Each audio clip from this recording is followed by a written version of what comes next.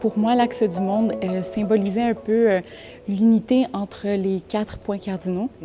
Donc oui, le nord, le sud, l'est, l'ouest, qui peut-être inconsciemment crée un cercle. Hein.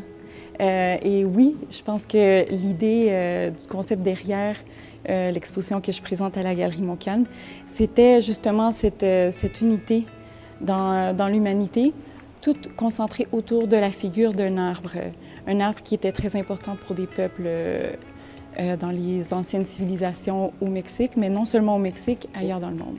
Donc l'arbre a quand même une très forte symbolique. C'est un archétype qui est très présent dans plusieurs cultures, comme vous disiez. On le voit en Afrique, en Chine, en Inde, et on va le retrouver souvent dans des légendes, dans des mythes. Et je pense que c'est quand même très important dans ces peuples-là, étant donné la symbolique de force, de vie aussi. Puis je pense que c'est ce que je voulais démontrer au grand public, c'est ce lien qu'on a avec cette force qui est la nature aussi.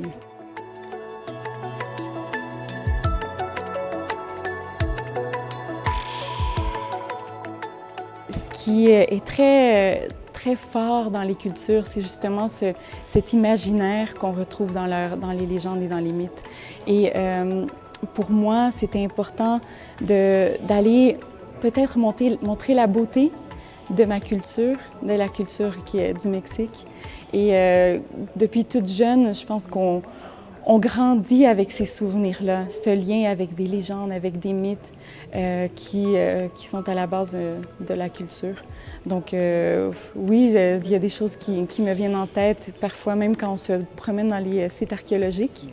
Au Mexique, les images sont très fortes de créatures fantastiques, disons, encore mi-animal, mi-humaine, le cavalier, aigle, le serpent emplumé. C'est des images qui sont très fortes dans l'imaginaire d'un enfant. Et je pense qu'en grandissant comme ça, avec ces images-là, en tant qu'artiste aussi, c'est quelque chose qui inspire. La couleur qui est très présente au Mexique, partout dans les marchés, partout encore sur les fresques, sur les murales aussi des artistes mexicains, vient peut-être de la chaleur qui est chez les gens, malgré les difficultés qui sont vécues dans le pays. Je pense qu'il y a une unité, une chaleur incroyable qui se dégage justement dans les relations entre les gens au Mexique, tout comme ici, mais je pense que c'est ça qui frappe souvent les gens qui voyagent au Mexique, c'est la vie qu'il y a juste dans les marchés. Déjà là, c'est quelque chose qui est très fort dans mon imaginaire.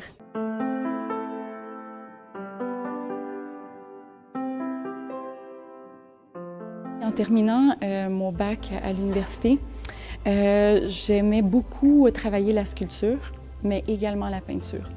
Donc, j'avais comme un choix difficile à faire dans la technique dans laquelle j'allais me diriger. Et je pense que pour mon travail, c'est important que d'unir les deux mondes.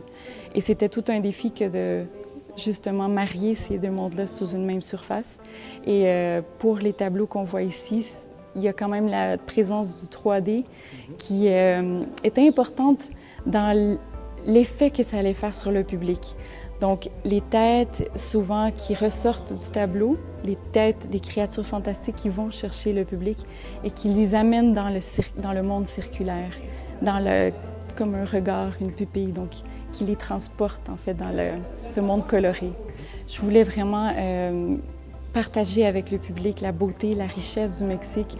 Non seulement ça, mais aussi le lien fort qu'on a avec les animaux aussi.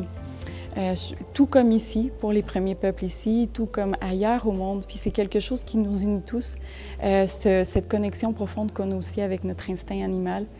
Donc, pour cette série-là, c'est non seulement représenter la beauté du Mexique, mais aussi ces liens profonds qu'on a avec les animaux. Et donc, ce que je présente, c'est une série de créatures fantastiques, mi-animales, mi-humaines, qui se transforment en arbres, qui donnent des fruits, qui donnent des fleurs Et je pense que c'est ce que l'humanité est en fait, si on voit d'une perspective assez belle.